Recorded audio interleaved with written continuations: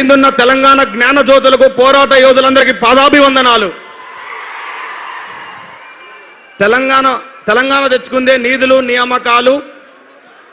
నిధుల ద్వారా తెచ్చుకున్నాం. కానీ ఈ కాంగ్రెస్ ప్రభుత్వం వచ్చిన తర్వాత రైతులకు నీళ్లు రాకపోయే, తర్వాత విద్యార్థులకు నియామకాలు రాకపోయే, నిధులు ఎట్టిపోతున్నాయో ఆ దేవుడికే తెలియాలి. ఇప్పుడు పోలీస్ అభ్యర్థులలో చెప్తున్న ఒక స్టోరీ, నారాయణపేటకు చెందిన రమేష్ అనే స్టోరీ. ఇది మరలా ఒకసారి చెప్తున్నాను నేను, వినండి. మే నెలలో జూన్ నెలలో తొలకరి జల్లులు పడ్డాయి. తొలకరి జల్లులు పడ్డ తర్వాత మన ఇంటి దగ్గర ఉన్న వాళ్ళు కౌలుకి రైతు డబ్బులు చెల్లించాలి కదా. ఆ డబ్బులు చెల్లించడం కోసం తన భార్య మెడలో ఉన్న బంగారు తాడిని బ్యాంకులో తాకట్టు పెట్టి ఆ డబ్బులు తీసుకువచ్చి కొన్ని భూమి తీసుకున్న వ్యక్తికి కట్టి మిగిలిన డబ్బులు విత్తనాలకి దాచుకున్నాడు అనమాట. ఆ దాచుకున్న డబ్బులు ఏం చేసిందంటే జూన్ 2వ తారీఖు 19,000 పోస్టులతో నోటిఫికేషన్ రాబోతుందని సివి ఆనంద్ గారు ఆర్థిక శాఖకి ఆమోదం పొందిందని చెప్పారు. అది చూసిన ఆ తండ్రి ఆ డబ్బులు కొడుక్కి ఇచ్చి హైదరాబాద్ తోలితే కరెక్ట్గా హాస్టల్ ఫీజు, కోచింగ్ ఫీజు అన్ని డబ్బులు అయిపోయిన తర్వాత 5,000 పోస్టులకు మాత్రమే ఆర్థిక శాఖ ఆమోదం తెలియదని చావు కబురు చల్లగా చెప్పినప్పుడు ఆ కొడుకు మాకు ఫోన్ చేసి, అన్నా ఇంటి దగ్గర నాన్నకి విత్తనాల డబ్బులు తీసుకొని కోచింగ్కి వచ్చిన కన్న తల్లి ఏమో బంగారు తాడు ప్లేస్లో పసుపు తాడు కట్టుకొని నిలబడింది, వీడేమో 5,000 పోస్టులు వేస్తా అంటున్నాడు, నా కులానికి 1 పోస్ట్ వస్తుందని చెప్పితే దానికి సమాధానం ఏమని చెప్పాలి? తెలంగాణలో ఎవరిని అడగాలి? ఆ సమాధానం ఎవరిని అడగాలి? ఆ పిల్లగాడి యొక్క గొంతు అంతా రేవంత్ రెడ్డి కాదు. 5,000 పోస్టులు నువ్వు ఎలా పంచుతావన్నావో నేను ఇక్కడి నుంచి చెప్తున్నా, వినండి మీరు. సరూనగర్ స్టేడియం నుంచి నువ్వు ఎల్బీ నగర్ స్టేడియంలో అయితే 5,000 నియామక పత్రాలు ఇస్తున్నావు, తలలు లెక్క పెట్టుకుంటున్నావు కదా. ఇదే మా పోలీస్ అభ్యర్థులతో ఛాలెంజ్ చేస్తున్నా, 5,000 పోస్టుల్ని నువ్వు రోస్టర్ విధానంలో SC, ST, EWS, BCA, BCD, ఈ NCC quota, CPP quota, MSP quota, sports quota, ex service అని కోట, హోంగార్డ్ కోటకి 15 రకాల కోటాలకి నువ్వు ఎలా పంచుతావో మా అందరికీ కూడా చూపెట్టు. 5,000 పోస్టుల్లో 3,000 పోస్టులు సిటీ సరౌండింగ్ లో పోతే 2,000 పోస్టులు 29 జిల్లాలకు వస్తే మిగిలిన 1,400 పోస్టులు 33% మహిళల బొంగ 1,400 పోస్టులు 29 జిల్లాలకు 14 కేటగిరీలకి పంచు. నువ్వు పంచే ధైర్యం ఉందా? నీకు గుండె ధైర్యం లేకనే ఇన్ని రోజులకి 5,000 పోస్టులకి నువ్వు నోటిఫికేషన్ ఇవ్వలేకపోయినావు. అదే ఇచ్చే ధైర్యం ఉందా? ఒక్క కులంలో 1 పోస్టు కూడా రాకుంటే నువ్వెందుకయ్యా పోస్టులు నువ్వెందుకు ఇస్తున్నావు? అలాగే జీవన్ నెంబర్ 40 రద్దు చేస్తా అని నల్లగొండ, మహబూబ్ నగర్, ఖమ్మం, వరంగల్, కరీంనగర్ జిల్లాలలో 48 సీట్లు వస్తే తల్లి పాలు రొమ్ము గుద్దినట్టు నువ్వు ఆ జీవన్ రద్దు చేయకుండా నీ పార్టీ కార్యకర్తల కన్నా నీ జీవన్ నెంబర్ 40 బాధ్యతల్ని రోడ్ల వెంబడి తిప్పావు కదా. ఆ రద్దు చేయకుండా జీవన్ నెంబర్ 40 రద్దు చేయకుండా దాని మీద క్యాబినెట్ సబ్ కమిటీ వేసి ఆ కమిటీ రిపోర్ట్ లేకుండా ఇంతవరకు ఇవ్వకులే. ఆ కమిటీ రిపోర్ట్ ఇవ్వకుండా టీజీఎస్పీ పోస్టులను రిలీజ్ చేసినట్లయితే దాని మీద కోర్టులో కేసేస్తుందని తెలుసుకొని ఈ తెలంగాణ ఉమ్మడి ఆంధ్రప్రదేశ్ వచ్చిన చరిత్రలో టీజీఎస్పీ పోస్టులు లేకుండా నోటిఫికేషన్ ఇచ్చిన చరిత్రలో రేవంత్ రెడ్డి గారు ఒక్కడే మిగిలిపోయిండు. ఇన్ని అవాస్తవాలు జరుగుతున్నాయి. అదే జీవన్ నెంబర్ 46 మీద హైకోర్టులో కేసు నడుస్తున్నప్పుడు రాకేష్ రెడ్డి అన్న మా అందరి దగ్గరకు వచ్చి ఆ రోజు ముఖాల మీద కూర్చొని ఏడుస్తున్న సమయంలో మేము ఓట్లేసిన ఏ నాయకుడు రాలే, మేము ఓటు వేయని రాకేష్ రెడ్డి అన్న వచ్చే మా కన్నీళ్లు దూర్చాడు. ఇక్కడున్న పోలీస్ అభ్యర్థులందరికీ అది గుర్తుపెట్టుకోవాలి.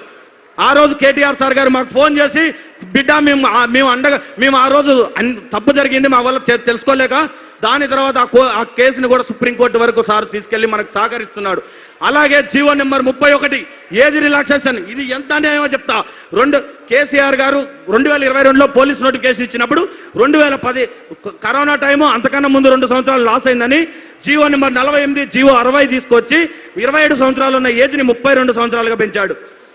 నేను అంతకన్నా గొప్పని కావాలనే ఉద్దేశంతో జీవో 31 తీసుకొచ్చి 32 సంవత్సరాలని 34 తీసుకొచ్చాడు. 2024 ఫిబ్రవరి 7 నుంచి 2026 ఫిబ్రవరి 7 వరకు ఈ 2 సంవత్సరాల కాలంలో పోలీస్ నోటిఫికేషన్ వచ్చిందా? ఆ జీవో చెల్లని జీవో చరిత్రలో నిలిచిపోయింది. ఏ దరిద్రుడైనా ఏ మూర్ఖుడైనా ఏజ్ రిలాక్సేషన్ పెంచుతాడు కానీ జీవో అది గ్రహించిన సుధీర్ రెడ్డి గారు మన ఎల్బీ నగర్ శాసనసభ్యులు ఆ జీవోలు ఎవడు చూడని అనుకున్నాడు. కానీ నిరుద్యోగ సమస్యలపైన కొట్లాడే సుధీర్ రెడ్డి అన్నగారు ఆ జీవోని పరిశీలించి వెంటనే ప్రెస్ మీట్ పెట్టడం ద్వారా నైట్కు నైటే జీవో నెంబర్ 87 రిలీజ్ చేసి 34 సంవత్సరాలు ఉన్న దాన్ని 32 సంవత్సరాలు 27 నుంచి 32కు పెంచాడు. అంటే నీ అన్యాయాన్ని ఎవడు ప్రశ్నించలేడా? ప్రశ్నించడానికి వస్తాడు, తరానికి ఖచ్చితంగా ఒకటి ప్రశ్నించేవాడు వస్తాడు. ఆ ప్రశ్నించడానికి వచ్చిన రోజు నీ పార్టీ కూక్కడ వీళ్ళతో సహా పెకిలించకపోతుంది. ఇందివాస్ ఒక్కరోజు దిల్సుఖ్నగర్ వచ్చినా మా పోలీస్ అభ్యర్థుల కష్టాలు తెలుస్తాయి. హాస్టల్లో అన్నం తినలేక సాయిబాబా టెంపుల్ అర్ధాకలతో అలమటిస్తూ స్టడీ హాలల్లో వెన్నుముక అరిగేలాగా కూర్చున్నా నువ్వు 5,000 పోస్టులు వస్తాయని చెప్పిన రోజు మా గుండె పగిలిపోయింది కదా. ఇచ్చిన వినతి పత్రాలు చిత్తు కాగితాలలాగా చెత్త బుట్టలోకి వెళ్తుంటే సమస్యకు పరిష్కారం ఎక్కడ దొరుకుతుంది? ఎవడిని అడిగితే పోలీస్ అభ్యర్థులకు న్యాయం జరుగుతుంది. హోమ్ మినిస్టర్ సీఎం దగ్గర పెట్టుకున్నాడు, బోర్డు డీజీపీ ఆఫీస్ దగ్గర పెట్టుకున్నాడు. మేము చెమట చుక్కలుగా వచ్చిన ఈ తెలంగాణ గ్రామీణ ప్రాంత పోలీస్ అభ్యర్థులు ఎవరి దగ్గరకు వెళ్ళాలి? సీఎంని కలవనిస్తారా? బోర్డులోకి రానిస్తారా? అంటే మేము ఎవరిని అడగలేమని కదా. రాజ్యాంగం కల్పించిన ఓటు హక్కు ఉంది కదా, నువ్వు వస్తావు కదా మళ్ళీ మా ఇంటికి. ఆ రోజు నీ పతనం నీకు గోరి కట్టే రోజు దగ్గరలో ఉంది. గుర్తుంచుకో, నువ్వు మమ్మల్ని ఎంత మోసం చేసినావో కడుపులో అదే రగిలిపోతుంది. చివరిగా ఒక విషయం, కేసీఆర్ గారితో ఎప్పుడు నువ్వు పోల్చుకుంటావు కదా, 5,000 రైతు బంధు ఇస్తాను, నేను 6,000 ఇస్తా అన్నావు, నేను పింఛన్ 2,000 ఇస్తా అంటే 4,000 ఇస్తా అన్నావు. అదే కేసీఆర్ గారు 47,000 పోలీసు ఉద్యోగాలు ఇచ్చాడు. ఇది వాస్తవమా కాదా? పోలీసు అభ్యర్థులందరూ చప్పట్లు కొట్టి చెప్పాలి. 2022 పోలీస్ నోటిఫికేషన్ లో 18,000 పోస్టులతో నోటిఫికేషన్ ఇచ్చినప్పుడు నేను అంతకన్నా గొప్పవాడు కావాలి అనుకుంటే 20,000 పోస్టులతో నోటిఫికేషన్ ఇవ్వాలి. కానీ 5,000 పోస్టులతో నోటిఫికేషన్ ఇస్తే మాటల్లో కాదు, రేవంత్ రెడ్డి గారు చేతుల్లో చెప్పాలి. 18 మంది అమరవీరులు జరిగారు. ఇదే ఇంకొక విషయం, జీవో నెంబర్ 46 కేసు హైకోర్టులో జరుగుతుంది. మేమందరం హైకోర్టుకి ఆటోలో వెళ్తుంటే కోర్టులో కేసు వేసిన వాళ్ళ నాన్న మా అమ్మటి రోజు తిరిగే విద్యార్థి రోజు ఫోన్ చేసి వాళ్ళ నాన్న కేసు ఏమైంది చిన్న మావాడు ఊకే భయపడుతుండే ఇంట్లో అని అడిగితే, కోర్టుకు పోయే క్షణం వల్ల వాళ్ళ నాన్న ఫోన్ చేస్తే, అన్నా నా కొడుకు చచ్చిపోయిండు దినానికి రమ్మని నా తండ్రి చెప్పినప్పుడు గుండెలు రోజు ఇచ్చినాయి కదా అక్కడ ఉన్న వాళ్ళే. ఇంకొక విషయం, ఆ రోజు బస్సు యాత్ర కోసం ఇదే ఇంద్రానాయక్ అన్న, ఇదే నవీన్ పట్నాయక్ని, ఇదే శంకర్ని, ఇదే శంభుని, ఇదే చెర్రి ప్రవీణ్ని, ఇదే బుక్యా కుమార్ని నువ్వు గద్దల్లాగా వాడుకున్న రోజు మీకు దేవుళ్ళలాగా కనపడ్డావు. కానీ ఈ రోజు మేము దెయ్యాలలా కనపడుతున్నావా? మా యొక్క రక్త చెమట చుక్కలతోటి మీకు కాన్వాయ్ లేని రోజు, మీరు తిరిగిన రోజు మేమేమో ఏం బాధలు పడాలి? ఒక్కరోజు నువ్వు రా,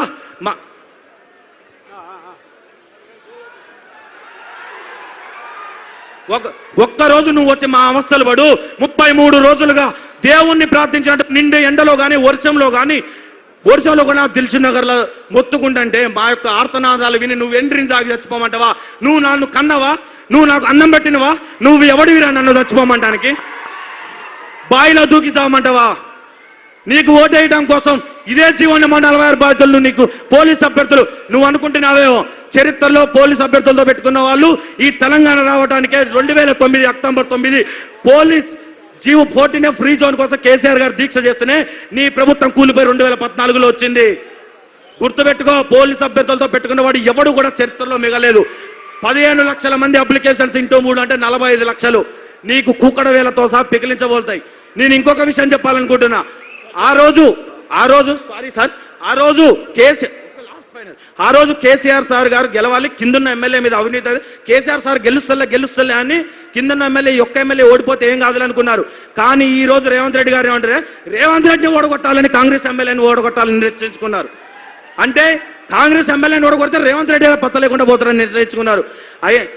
అసలు నీకు ఎవడు సలహాలు ఇస్తున్నావు కానీ వాడు మాత్రం నీ మీద ఏదో పగ పెంచుకొని ఉన్నాడు. జై తెలంగాణ. థ్యాంక్ యూ తమ్ముడు. ఇప్పుడు దయచేసి మిత్రులకందరికీ విజ్ఞప్తి, బయట ఇక్కడ నుంచి గేటు వరకు, గేటు బయట కూడా దాదాపు ఒక 10,000 మంది జనాభా ఉన్నారు. అందరూ కూడా లోపల రావాలని చెప్పి విజ్ఞప్తి చేస్తూ, పోలీసు వాళ్ళు దయచేసి వాళ్ళని అడ్డుకోవద్దు, వాళ్ళని పంపించాలని చెప్పి కోరుకుంటూ సింధు రెడ్డి గారు ఇప్పుడు మా ముందు మాట్లాడతారు.